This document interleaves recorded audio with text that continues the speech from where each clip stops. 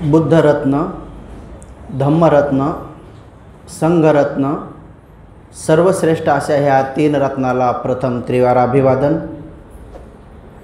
ज्या रत्नामुळे आपणाला हे 3 रत्न प्राप्त झाले, ज्या रत्नामुळे आपणाला या 3 रत्नाची पूजा करण्याची संधी प्राप्त झाली, असे विश्वरत्न बोधिसत्व डॉक्टर बाबासाहेब आंबेडकर यांच्या समग्र धम्मक्रांतीला शेवटच्या श्वासापर्यंत समर्पित राहतो।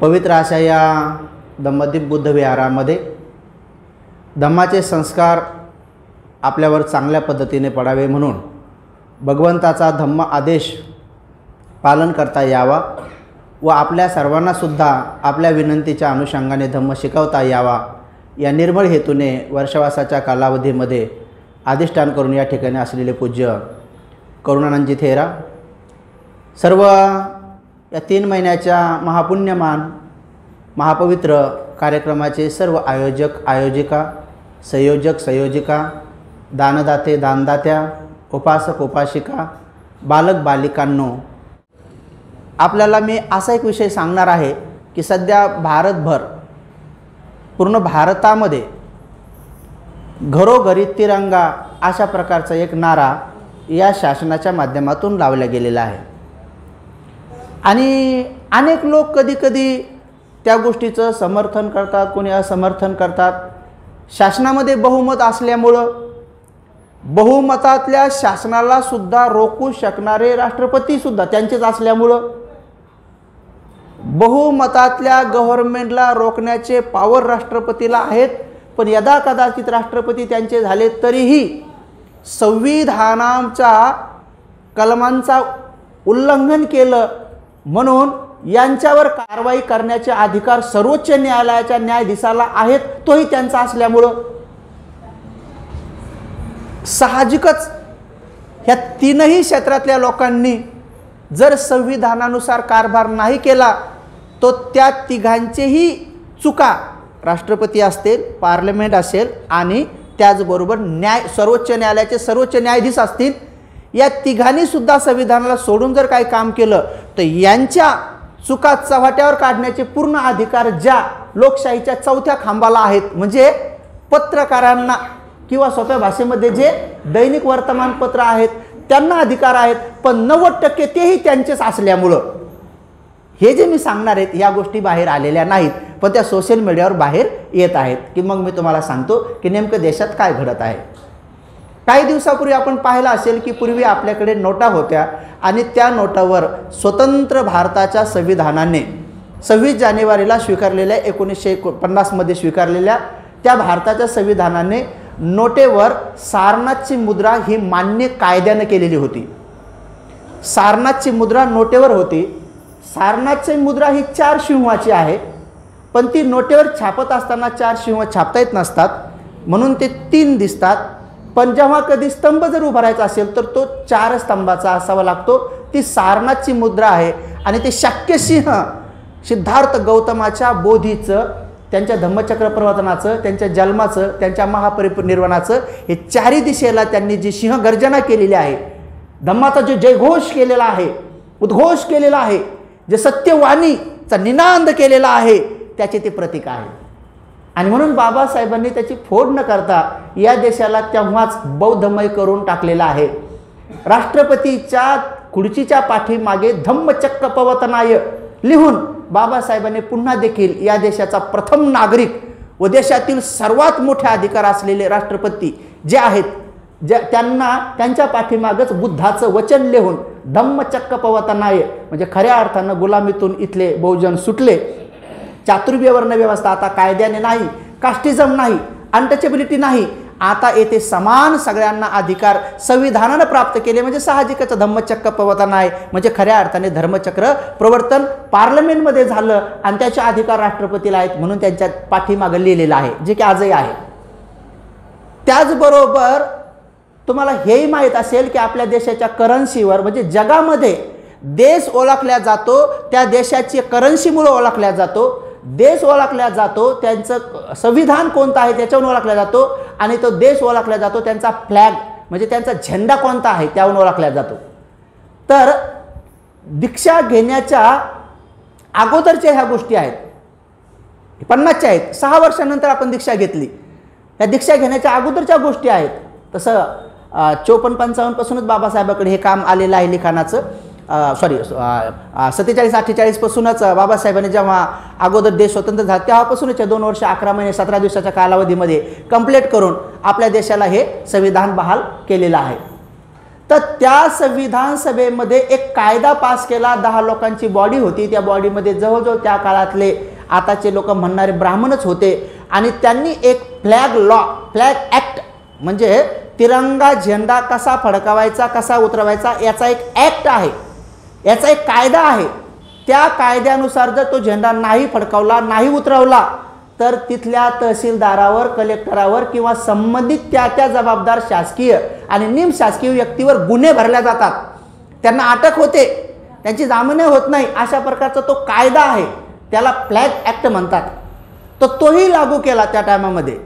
परंतु पुढं कालांतरानंतर जे काही असे शासन येत गेले किंवा ठीक आहे आपल्या अज्ञानपणात निवडून गेले किंवा होऊ शकतंय की EVM नावाची मरीमाय पावली, असं काहीतरी आपण म्हणू, EVM नावाची मरीमाय पावली किंवा आपले काही अज्ञानी लोकांनी पैशाच्या लोभाला पोटी मतदान केले म्हणा किंवा कुठल्या ना कुठल्या अनुषंगाने असे गव्हर्नमेंट इथं आले की त्यांनी पहिल्यांदा तुमच्या देशाच्या करन्सीवरली ती चारी दिशेला निनांद केलेल्या शाक्यसिंह गौतम बुद्धाच्या बुद्धत्वाची, त्यांच्या जन्माची, त्यांच्या धम्मचक्र प्रवर्तनाची आणि महापरिनिर्वाणाची जी शंखनाद किंवा ज्याला धम्मनाद म्हणता येईल ती मुद्रा काढून टाकली, छोटी केली. आणि तिथे मात्र बापूजी आणून बसवले, गांधी बाबा आणून बसवले, जे की जीवनभर बाबासाहेबांच्या समतेच्या लढ्याच्या विरोधात लढत राहिले. शेवटपर्यंत म्हणत होते की इथं चातुर्वर्ण व्यवस्था, इथं जातीवाद नको याच्यावर गांधीजीनं पण काम केलं. अनटचेबिलिटी नको, अस्पृश्यता नको यावर गांधीजीचं आणि बाबासाहेबाचं एक मत होतं.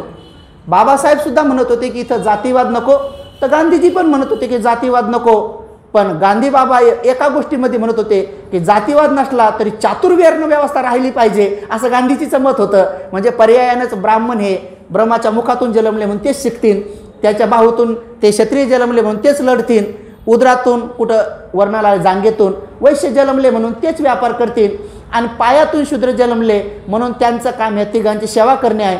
आणि जे राहिले मग आता अतिशूद्र आणि महिला, सगळ्या महिला ब्राह्मणाच्या बायका पण अतिशूद्रामध्ये येतात. मग ह्या कुठून जन्मला ब्राह्मणाच्या ते मात्र वर्णन केलेलं नाही आहे त्याच्यामध्ये.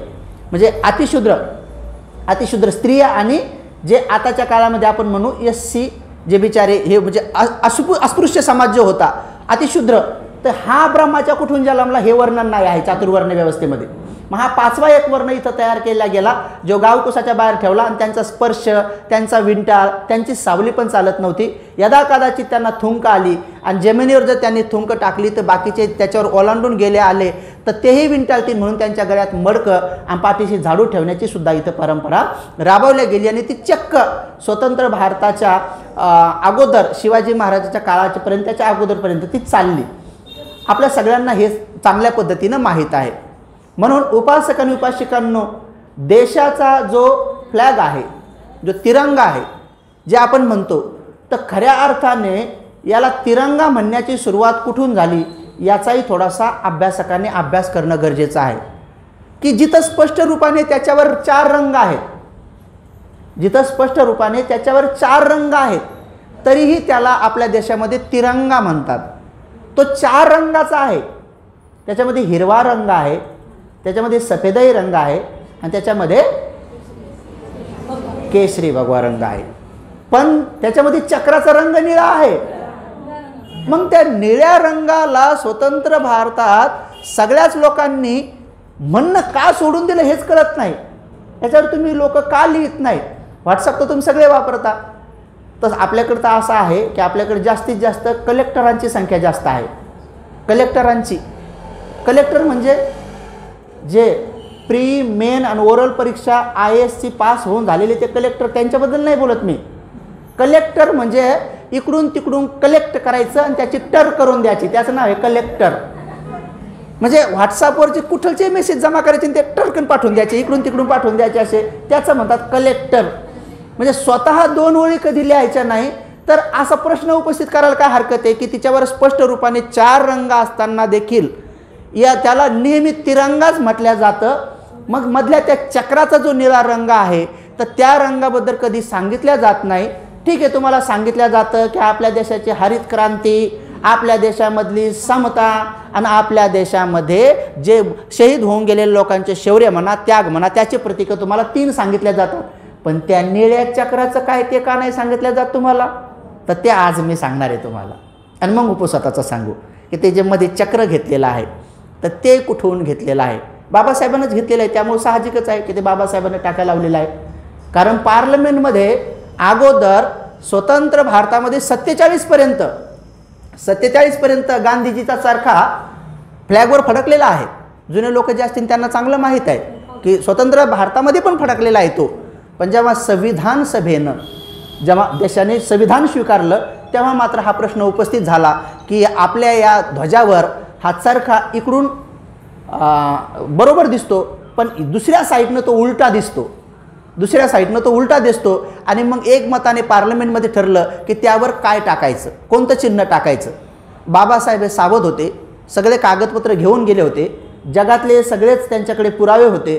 बाबासाहेबही त्या पार्लमेंटचे सन्माननीय सदस्य होते. पण बाबासाहेब सुरुवातीला बोलले नाही. बाबासाहेबांनी सभागृहातल्या सगळ्या सन्माननीय सदस्यांना, म्हणजे आताच्या भाषेतल्या आपल्या आमदार खासदारांना म्हटले, ज्यांना मंत्रिपद मिळालं सगळ्यांनाच म्हटले की यावर काय असलं पाहिजे की जेणेकरून सगळ्या जगांच्या नजरा त्याच्यावर राहतील, जेणेकरून सगळ्या जगांच्या नजरा त्याच्यावर असतील आणि त्याच्यानुसार देश ओळखला जाईल. तर या तिरंगी झेंड्यावर, या आपल्या देशाच्या ध्वजावर कोणत्या प्रकारचं चिन्ह असलं पाहिजे, काय असलं पाहिजे असं तुम्ही सांगा. तुम्ही लोकप्रतिनिधी आहात. तर त्यातल्या एका जणांनी उठून सांगितलं होतं की आपण त्याच्यावर उडता हनुमान ठेवू.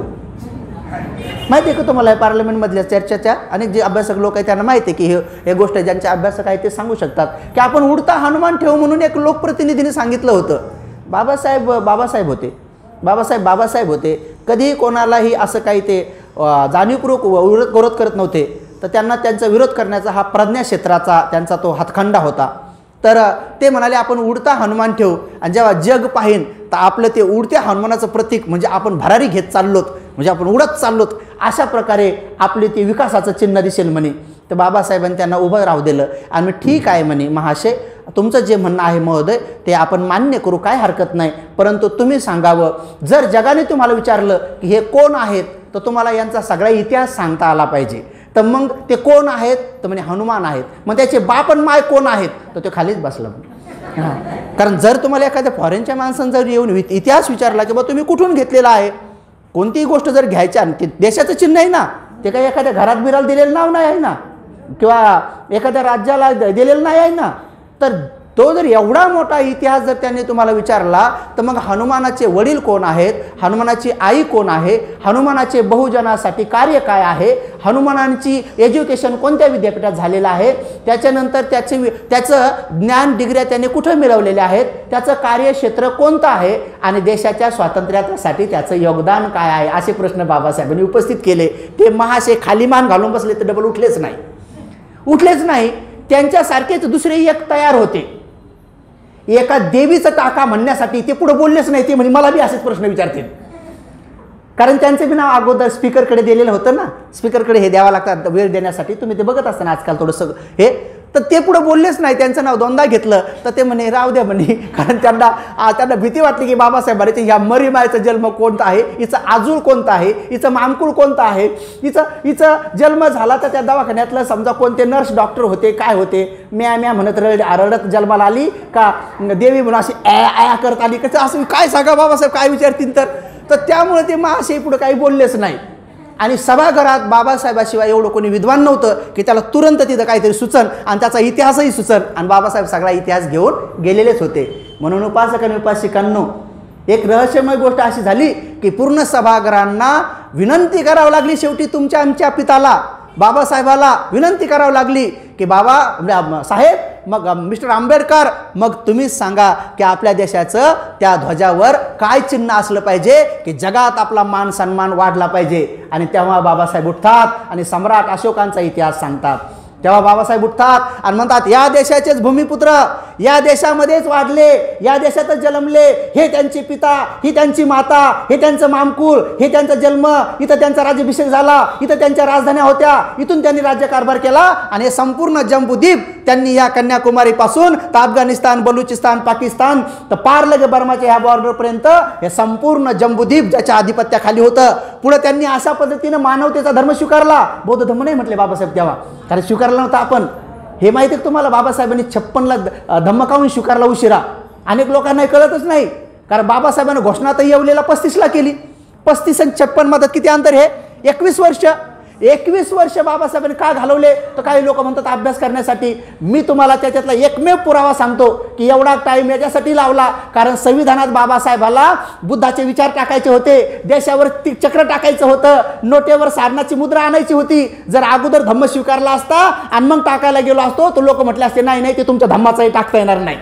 त्यामुळे ते सगळे अगोदर टाकून बसले बाबासाहेब, अगोदर सगळं करून बसले आणि मग धम्म स्वीकारला. आता लोकांना कळायला लागलं यांच्या झेंड्यावरलं चक्र आणि तिरंग्यावरलं चक्र सारखं दिसते, बहुतेक इथूनच घेतलं काय की हे आता कळू लागले लोकांना. नंतर आपल्या विहाराच्या पुढे सारणाच्या मुद्रा किंवा आपल्या पत्रिकावर इकडं तिकडं सारणाच्या मुद्रा आणि आता देशाच्या तिथं ती मुद्रा दिसती. तेव्हा आता अनेक लोकांना वाटू लागलं की हे बौद्ध धम्मातूनच घेतलं की काय, आणि आता मात्र त्यांना काय करता येत नाही. आणि म्हणून हे बाबासाहेबांनी सगळं अगोदर केलं आणि मग नंतर 56ला दीक्षा दिली. कारण हे बाबाला करायचं होतं. त्यांना माहीत होतं की माझ्यानंतर माझे पुत्र इमानदार बनतील, प्रामाणिक बनतील, विहारात जातील, दानी बनतील, शीलवान बनतील. पण एवढी मोठी जबाबदारी ते पेलतील असं मला वाटत नाही. त्यांच्याकडून ते होईल असं वाटत नाही. पार्लमेंटमध्ये ते बहुमत मिळवतील असं वाटत नाही. पाहिलं ना तुम्ही, आपले नेते लीडर लोक पटकन कुठे जातात, कोणाकडे जातात, एखादी छोटी गोष्ट भेटली तर म्हणून बाबासाहेबांनी ते सगळं काम करून गेले. आणि म्हणून माय मावल्यांनो तर तो चक्र बाबासाहेबांनी टाकायला लावलं. सम्राट अशोकाचा सगळा इतिहास टाकायला लावला.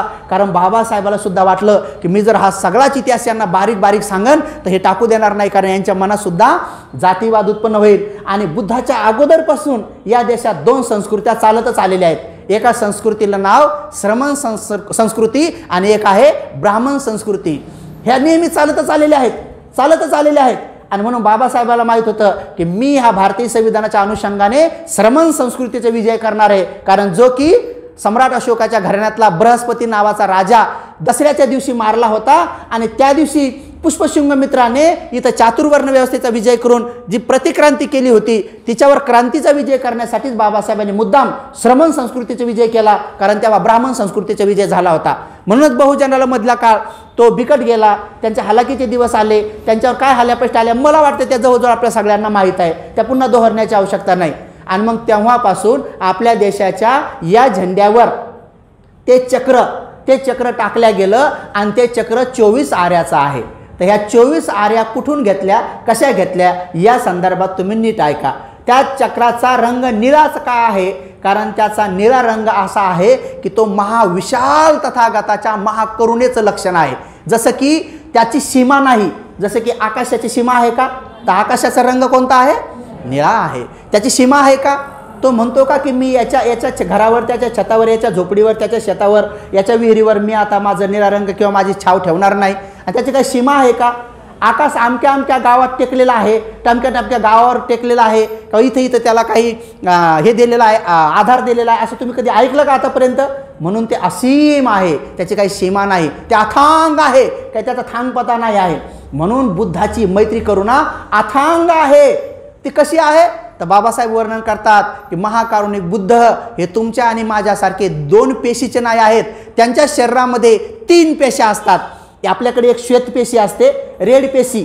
आपलं शरीर जे बनलंय ना, म्हणजे एक रोग प्रतिबंधक जंतू जे म्हणतात ना आपण, यांच्या व्हाईट प्लेटलेट कमी झाल्या आपण म्हणतो ना किवी खा, ड्रॅगन फ्रूट खा, तर त्या पेशा.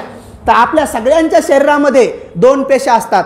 एकीला म्हणतात श्वेत पेशी म्हणजे सफेद रंगाची, एकीला म्हणतात रेड पेशी लाल रंगाची. ह्या दोघी असतात. पण बोधिसत्व जेव्हा बुद्ध होणारे असतात तर त्या सिद्धार्थ गौतम बुद्धामध्ये मात्र 3 पेशा असतात. एक निळ्या रंगाची असते, त्यांचे डोळे बी निळे असतात आणि ती पेशी फक्त त्यांच्या एकट्यामध्येच असते. आणि ते असते महाविशाल करुणेचं लक्षण असते. म्हणजे सगळ्यांप्रती समान दृष्टी असते त्यांच्यामध्ये. म्हणून राहुलावर जेवढं ते प्रेम करत होते तेवढंच त्यांना 3दा मारणारा देवदत्तावर बी प्रेम करत होते. हे तथागताच्या त्या पेशीचं आणि त्या करुणेचं लक्षण आहे. म्हणून त्या चक्रावरचा रंग हा निळा घेतला जातो. कारण सागराच्या पाण्याचा रंग कसा आहे? निळा आहे. सागराच्या पाण्याचा रंग कसा आहे? निळा आहे. आणि त्या सागराची खोली, लांबी, रुंदी मोजणारा एखादा व्यक्ती तुम्ही पाहिला का आतापर्यंत? तशाच प्रकारे भगवंताच्या दया, मैत्री, करुणा, बंधुभावाची खोली, लांबी, रुंदी आणि विशालता मोजता येत नाही. म्हणून त्यांच्या त्या पेशीचा रंग निळा असल्या कारणानं त्या चक्राचा रंग निळा आहे. समजलं उपासक उपासिकांनो? तर तिथून घेतलेला आहे. पण त्यावर जे 24 आरे घेतलेले आहेत ते कुठून घेतलेले आहेत? ते कुठून घेतलेले आहेत? तर अनेक लोक असं म्हणतात की भगवान तथागत सम्यक संबुद्धाच्या जीवनात अशा 24 बऱ्याच गोष्टी आहेत. तर कोणी म्हणतात ते तिथून घेतलेले आहेत. पण खऱ्या अर्थाने मी तुम्हाला सांगतो की ते कुठून घेतलेले आहेत. तर काही लोकांचे असे मत आहेत की बुद्धाचे गुण 9 आहेत. कोणते? इतिपिसो भगवा, अर्हं, सम्मा संबुद्धो, विद्याचरण संपन्नो, सुगतो, लोकविदू, अनुत्तरो, पुरीस दम्म सारथी आणि सत्था देव मनुष्यानंद, असे ते बुद्ध भगवती. म्हणजे 5 आणि 4 9. इतिपिसो म्हणजे अर्थ आहे. इतिपिसो म्हणजे असे होते. बुद्ध भगवान म्हणजे आमचे भगवान, असं त्या हे 2 शब्दाचा असं ते गुण नाहीत. नाही तर 11 स्थान एक शब्द धरत बसले तर 9 गुणाचे महाभगवान महागुण संपन्न होते. तर ते 9 होते. धम्माचे गुण किती होते? 6. म्हणजे 9 आणि 6 15. धम्माचे गुण तुम्हाला माहिती आहे, स्वाखात होते तिथपर्यंत. आणि संघामध्ये सुद्धा 9 गुण होते. संघामध्ये सुद्धा किती गुण होते? 9. ते 9 गुण जे होते ते 9 म्हणजे 15 आणि 6 15 आणि 9 किती? 24. असे अनेक लोकांचे मत आहे की हे 24 जे चक्रात आरे आहेत तर ते बुद्धाचे, धम्माचे, संघाच्या गुणातून घेतलेले आहेत. हे जरी योगायोगाने 24 आले असले तरीही ते तिथून घेतलेले नाही आहेत. ते तिथून घेतलेले नाही. ते बरोबर आहे की बुद्धाचे 9, संघाचे 9 आणि धम्माचे 6 असे टोटल 24 गुण होतात. आणि म्हणून उपासक उपासिकांनो, संघाचे पण गुण तुम्हाला माहीत असतील. सुपटिपन्नो, उजुपटिपन्नो, न्यायपटिपन्नो, सामिचिपटिपन्नो. यदिदं चत्तारी हे गुण नाही, हे सांगितले गेलेलं आहे, वर्णन केलेलं आहे. यदिदं चत्तारी पुरीशयुगाने अठ्ठपुरीस पुग्गला येस भगवतो सावक संगो, हे वर्णन केलंय त्याचं. हे एक बी गुण नाही, वर्णन केलंय की 4 जोड्या असतात, त्यांचे पुद्गलयुक्त असतात. म्हणजे श्रोतापन्न, सकृतगामी, अनागामी हे मार्गावर चाललेले आणि मार्गगामी फलगामी झालेले. मग ते वर्णन केलेलं आहे. हे गुण नाहीत. मग कोणते आहेत? आव्हनेय. बघा अगोदर झाले कोणते? सुपटिपन्नो, उजुपटिपन्नो, न्यायपटिपन्नो आणि सामिचिपटिपन्नो. हे झाले 4. आणि पुढं मग आव्हनेय, पाव्हनेय हे गुण आहेत. दक्षिणेय, अंजली करणेय हे 4 आणि 4 किती झाले? 8. आणि मग आहे अनुत्तरं पुण्यं खेतं लोकसाती. एवढा सगळाच आहे. अनुत्तर म्हणजे मोजमाप करता येत नाही असा भिक्खू संघ पुण्याची शेती आहे. पुण्यं खेतं, पुण्यं खेत म्हणजे शेती. म्हणजे भिक्षू संघाला जर दिलं तर जसं मुठभर गहू जर पेरले तर पोतभर होतात, तसं भिक्खू संघाला ह्या मुठीनं मुठभर जरी दिलं तर पोतभर होतंय. म्हणून ते पुण्यं खेतं लोकसाती हा भिक्खू संघात एक गुण आहे. म्हणून भिक्षूच्या चिवरावर हे जे 10 तुकडे आहेत हे शेतामध्ये जसे असतात, शेतात जे वाफे आहेत, वाफे, तर हे शेतात वाफे असल्यासारखेच आहेत. हे पाण्याचे दांड आहेत आणि हे 10 तुकडे आहेत. म्हणजे भिक्षू आपल्या शरीरावर शेत गुंडाळतो. म्हणजे भिक्षूला नेहमी ध्यान राहतंय की मी शेती आहे आणि लोकांना पेरायचं आहे. ते दान पेरू शकतात आणि मी प्रज्ञा उगवू शकतो. आणि म्हणून भिक्षूला शील, समाधी, प्रज्ञा हे 3 सद्गुणांनी परिपूर्ण असलं पाहिजे. आणि तुम्ही दानशील, समाधीनं परिपूर्ण असलं पाहिजे. हे तुमचं आणि आमचं धम्माचं असं नातं आहे. आणि म्हणून उपासक आणि उपासिकांनो, ते गुण आपल्याला असं वाटतं पण ते तिथूनही घेतलेले नाही आहेत. पुन्हा आणखी तुम्हाला सांगतो, जे प्रतित्य समुत्पाद सिद्धांत आहे, प्रतित्य समुत्पाद सिद्धांत, त्याच्या अनुलोम आणि प्रतिलोम 12 कडे आहेत. ते 24 आहेत. अनेक लोकांना असं वाटतं की ते तिथून घेतलं असेल म्हणून, पण ते तिथूनही घेतलेलं नाही. त्याच्याही 12 कडे आहेत. 24, 12 अनुलोम आणि 12 प्रतिलोम, पण ते तिथूनही घेतलेलं नाही आहे. तेही योगायोगाने 24 आलेले आहेत. जसं अविद्यापच्चय संखारा, अविद्यापच्चय संखारा, संखारापच्चय विज्ञान, विज्ञानपच्चय नामरूप, नामरूपपच्चय सलायतनं, सलायतनं पच्चय फस्स, फस्सपच्चय वेदना, वेदनापच्चय तन्ना, तन्नापच्चय उपादान, उपादानपच्चया भव आणि भवपच्चया जाती आणि जातीपच्चया जरा मरणं शोक परिदेव. म्हणजे ते पूर्ण एकच आहे एवढं की झाले 10 आणि 2 12. या कड्या अशा आहेत. म्हणजे दुःखात माणूस या 12 कारणानं पडतंय. पण या दुःखातून बाहेर पडायचे बी काय आहे, ह्याच 12 कड्या आहेत की जर अविद्या नसेल तर संस्कार होतील का? समजा डिरी लाकडं पालापाचोळा नसेल तर झोपडं तयार होईल का? मग अविद्या नाही तर संस्कार नाही, संस्कार नाही तर विज्ञान नाही, विज्ञान नाही तर नामरूप नाही, नामरूप नाही तर 6 आयतन नाही, 6 आयतन नाही तर 17 आयतन नाही तर फस्स नाही, स्पर्श नाही. म्हणजे आपल्याला कान नाक डोळे जीभ त्वचा 6 आयतन नसेल, स्पर्श कशाला होईल? स्पर्श नाही तर वेदना नाही, आणि वेदना नाही तर तृष्णा नाही, आणि तृष्णा नाही तर उपादान नाही, आणि उपादान नाही तर भाव नाही, आणि भाव नाही गर्भाशयात जर बीजच आलं नाही तर जन्म नाही, आणि जन्म नाही तर म्हातारपण कशाला आलं, आणि म्हातारं नाही तर मग रडायचं आणि मरायचं काही कामच नाही. ह्या 12 अंगाने माणूस सुटतं आणि या 12 अंगाने माणूस दुःखात पडतं. तर ह्या बी 24च आहेत, पण तेही तिथून घेतलेलं नाही आहे. मग हे घेतलं कुठून आहे? तर सगळ्यांनी नेहमी मी पहिले सुरुवात करताना काय सांगितलं की आपण जागृत महापुरुषांचे जर अनुयायी आहोत तर आपण प्रत्येक गोष्टीत जागृत असलं पाहिजे. आपण बुद्धाचे जर अनुयायी आहोत तर आपल्याला सगळ्याला बुद्धी असली पाहिजे, म्हणजे बुद्धी असली पाहिजे. बुद्धी म्हणजे प्रज्ञा, विचार करण्याचं हे असलं पाहिजे की खरंच हे कुठून घेतलं असेल बाबासाहेबांनी. तर मग नेहमी तुम्ही ध्यानात ठेवा की हे कुठून घेतलं असेल तर ते जे चक्र आहे त्याला चक्र म्हणतो ना आपण, तर चक्र हे चक्रातूनच घेतलेलं आहे. चक्र हे चक्रातूनच घेतलेलं आहे. पण कोणत्या चक्रातून घेतलेलं आहे? धम्मचक्र प्रवर्तन सूत्रामधून घेतलेलं आहे. कुठून घेतलेलं आहे बाबासाहेबांनी? हे धम्मचक्र प्रवर्तन सूत्रामधून घेतलेलं आहे. आणि धम्मचक्र प्रवर्तन सूत्रामध्ये काय केलेलं आहे? धम्मचक्र प्रवर्तन सूत्रामध्ये 4 आर्य सत्य याचं विश्लेषण केलेलं आहे. आणि ते 4 जे आर्य सत्य जे आहेत, तर 4 आर्य सत्यालाच बुद्ध म्हणतात.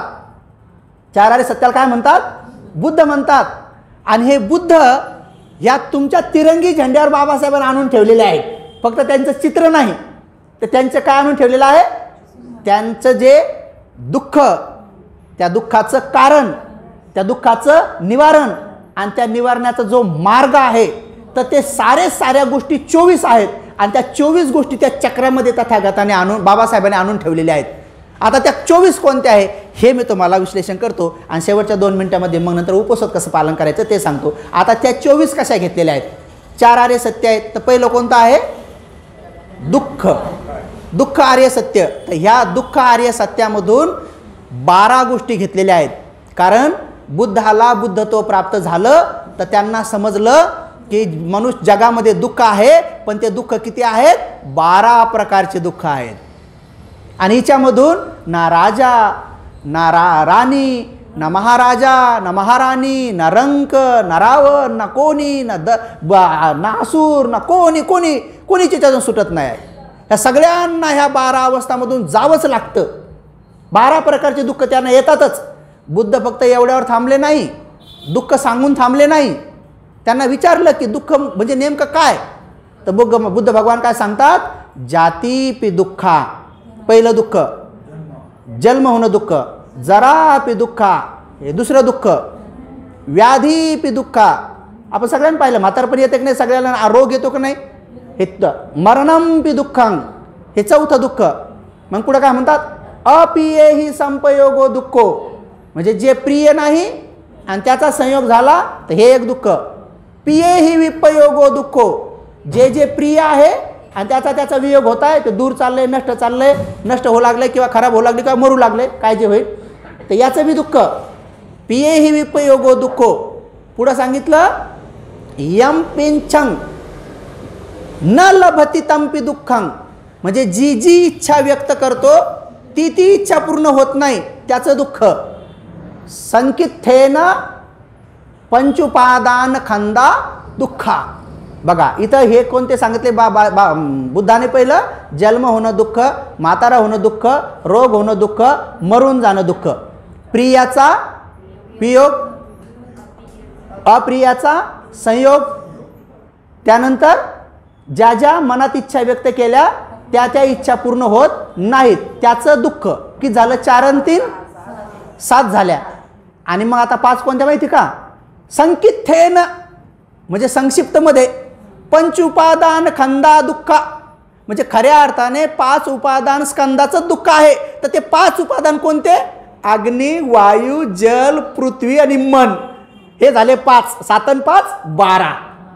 समजलं तुम्हाला? मग तुम्ही म्हणसान भंतेजी ह्या पंच उपादान करत स्कंदाचं कसं काय दुःख आहे?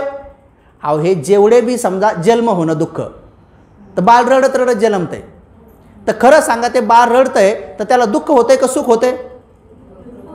दुःख होतंय ना. घरचे लोक हसतात समजा, पण ते तर रडतंय ना. आणि मनुष्य कधी रडतो? जेव्हा त्याला दुःख होतंय. बरं त्या बाळाला जे दुःख होत असेल तर ते ह्या 5 गोष्टीला सोडून होत असेल का? 5 गोष्टी म्हणजे कोणतं? अग्नी, वायू, जल, पृथ्वी याचं शरीर आणि त्याचं मन. तर जेव्हा त्याच्या फेफड्यामध्ये ऑक्सिजन नसतो, जेव्हा त्या आईच्या कुशीत असतं त्याला ऑक्सिजन घ्यायची गरज नाही, त्या आईसोबत असते ना. पण जसंही बाहेर आले की लगेच फेफडे खुलतात. हे आपले जे फुफ्फुस आहेत ना ते ओपन होतात. म्हणून त्या लेकराला पहिल्यांदा ऑक्सिजनची गरज पडते. म्हणून ते कवा कवा म्हणते. म्हणून ती सुरुवात करताना रडताना असं करतं कवा कवा कवा, म्हणजे ऑक्सिजन मिळेल कवा आणि नंतर मग पुढे ह्या दुःखातून मुक्त होईन कवा. ते पहिलं विचारते मम्मीला त्या डॉक्टराला की मी कधी होईन मुक्त होईन कवा. तर ते उलटं सांगतं त्याला मम्मी आली पप्पा आले. ते म्हणते राव द्या बाजूला, ते पहिलं मला सांगा की मुक्त होईन कवा कवा. जास्तच रडते, ते जास्त रडते बरं. पण त्याला उलट सांगतात आत्या बी आणली गळ्यातलं सोनं बी आणले म्हणतात. ते सगळं राव द्या, पण मुक्त होईन कवा ते सांगा. आता कधी पोरं रडले तर त्याच्या डोक्यावर हात ठेवून म्हणायचं की जेव्हा तू 4 आरे सत्याला 12 अंगाने जाणशील तवा तवा तवा म्हणायचं. म्हणा त्या उत्तर देऊन टाकायचं, तिथं देऊन टाकायचं की म्हणा बाबा हे जेव्हा 12 अंगाने 4 आरे सत्याला जाणतो तेव्हाच मुक्त होतो आपण. तर समजलं तुम्हाला? 12 कुठून घेतले? की जन्म होतोय, आपण रडतो, तरी त्याचा अनुभव या पंच उपादान स्कंदावरच होतोय. ठीक आहे. त्याच्यानंतर म्हातारे होतो, तर म्हातारपणाचं दुःख सांगितलंय. बरं म्हातारपणाचं दुःख म्हणजे कशावर येतंय? ते बी शरीरावरच येतंय ना. शरीर म्हणजे एक तर आपल्याला कुबडे होतो, इच्छा असते का की आपण कुबडे आहोत म्हणून? नाही, इच्छा नसताना बी होतो. बरं टोंगळे दुःख असं वाटतंय का? आपल्याला वाटते बाई पुरी चिंग पळाले आणि आपण असं पाहतो त्याच्याकडे टुकू. हां, आणि मग आपल्याला कोणी म्हणलं बाई तुम्हाला चालतं? तर नाही बाई लहान होते ना मी बी याच्यापेक्षा जास्त चिंग पळत होते. आपण पळत होतो ना तेव्हा. आता काय आपण हे असं पाहतो त्यांना, तर तो दुःखाचा अनुभव कुठे येतो? आपल्याला इथं येतो ना, ह्या शरीरावर. आणि मग शरीरात आपल्या समोर पळताना पाहिले ना आपल्याला पळता नाही आलं तर मग त्याचं दुःख शरीराला होतंय का मनाला होतंय? मग कळलं तुम्हाला पंचोपादान स्कंद हेच महत्त्वाचे आहेत म्हणून खरे 5. आता राहिलं आजार. आता आजार झाला समजा सर्दी, तर सर्दीचं मुख्य द्वार नाक सारखं गळतंय समजा, काही जेवण गोड नाही लागत, पण त्याच्या वेदना कोणाला अनुभव भेटतात? मनाला. आणि त्याचा अनुभूती कुठे येते? हे नाकावर. म्हणजे पंचोपादान स्कंद आलं शेवटी 5च. म्हणजे बघा जन्म झाला तरी दुःख 5 उपादान स्कंद, म्हातारं झालं तरी तेच, रोग झालं तरी तेच, आणि मरण पावलं तरी कशावर सिद्ध करतात? शरीरावरच करतात ना. मेलं म्हणून, थंड झालं म्हणून, मेले म्हणून, ऐका नाही घोषित करतात की नाही? म्हणून बुद्धाने तिथं 4 आरे सत्यामध्ये काय सांगितले की जन्म होणं दुःख, म्हातार होणं दुःख, रोग होणं दुःख, मरून जाणं दुःख, प्रियाचा वियोग, अप्रियाचा संयोग, आणि ज्या ज्या इच्छा व्यक्त करतो त्या पूर्ण होत नाही. ह्या 4 आणि 3 7. पण या 7ही गोष्टी कुठे उत्पन्न होतात? या पंच उपादान स्कंदावर. म्हणून 7 आणि 5 12. म्हणून त्या तिरंगी झेंड्यावरलं जे 24 आऱ्याचं चक्र आहे त्यातल्या 12 कड्या सांगतात. 4 आरे सत्यातलं पहिलं दुःख सांगतात. 12 प्रकारचे दुःख आहेत म्हणून हे सांगतात, सगळ्या जगाला सांगतात की हे 12 प्रकारचे दुःख शिकून घ्या. हे भारतवासियांनो, तुम्हाला स्वातंत्र्य मिळालेलं आहे कारण तुम्हाला पूर्वी हे करता येत नव्हतं, कारण शंभुकाचा खून केला रामराज्यात, कारण त्यांना हे अध्यात्म करता येत नव्हतं. पण या भीम राज्यामध्ये तुम्ही आता जा विहारात, तुम्ही ध्यान करा, विपश्यना करा, दान द्या, सगळं करा. आता तुम्हाला स्वातंत्र्य मिळालेलं आहे. म्हणून स्वातंत्र्य मिळालं ते ह्या 12 दुःखाला जाणार. आणि सगळ्या दुःखातून बाहेर पडण्यासाठी म्हातारपणातून, रोगातून, आजारातून, मृत्यूतून, अप्रियाच्या संयोगातून, प्रियाच्या वियोगातून, इच्छा व्यक्त करण्याच्या त्याच्या परे जर जायचं असेल, हे 7 बंधनं या 5 उपादान स्कंदावर जर नष्ट करायचं असेल तर त्याच्या पुढच्या सत्याला जाणार. आणि ते पुढचं सत्य कोणतं आहे? की त्या दुःखाला काहीतरी कारण आहे. कारण ते दुःख ईश्वराने निर्माण केलेलं नाही आहे, ते परमेश्वराने निर्माण नाही केलेलं आहे. ते कोण्याही देवी देवतांना किंवा कुठल्याही प्रकारच्या व्रतवैकल्य पालन करून ज्यांचा आपण आराधना केली तशा प्रकारचे कोण्याही दैवी शक्तींना ते निर्माण केलेले नाही आहेत. मग तर ते कसे निर्माण झालेले आहेत? तर त्याचे कारण आहे. हे 12 जे दुःख झालेत ना म्हणे त्याचे कारण आहेत. मग त्याचे कारण किती आहेत? 3. त्याचे कारण 3 आहेत. त्याला तृष्णा म्हटलेलं आहे. त्याचं कारण तृष्णा आहे, पण तृष्णा 3 आहेत. कामतृष्णा, भवतृष्णा आणि विभवतृष्णा. म्हणून त्या चक्रावरल्या 3 कड्या ह्या 4 आर्य सत्यातलं जे दुःख सत्य आहे, त्या दुःख सत्याचे जे कारण आहेत ते 3 तृष्णा आहेत. म्हणून त्या 3 कड्या तिथून घेतलेल्या आहेत. 12 आणि 3 15. आणि मग 4 आर्य सत्यातलं तिसरं सत्य काय आहे की हे दुःख आहे, दुःखाचं कारण आहे, पण दुःखाचं निवारण आहे. समजा एखाद्या व्यक्तीला असा आजार झाला की तो बिचारा सगळे डॉक्टर, वैद्य, ॲलोपॅथी, होमिओपॅथी, आयुर्वेद जे जे काय गावठी जडीबुटी करायची ते सगळी केली, पण त्याचा आजार बराच होत नाही. ती सुकून गेली, तो सुकून गेला. आणि अशा महिलाला किंवा पुरुषाला जर कोणी येऊन भेटलं की कागद तू अशी सुकली काऊन, का रे तू असा का सुकला, काय करू आता, मी 2-4 दिवसांनी मरणार आहे, माझ्या आजाराचं निदान कुठं नाही. पण जे समोर आलेला कल्याण मित्र आहे तो काय म्हणतो, कोण म्हणतंय की निदान नाही. अरे तुझ्या आजारावरचं इलाज आहे अमेरिकेत. असं माहीत झाल्याबरोबर तो आजारी रोगी माणूस दुःखी होईल का सुखी होईल? अजून त्याला इलाज झाला का, दवा मिळाली का?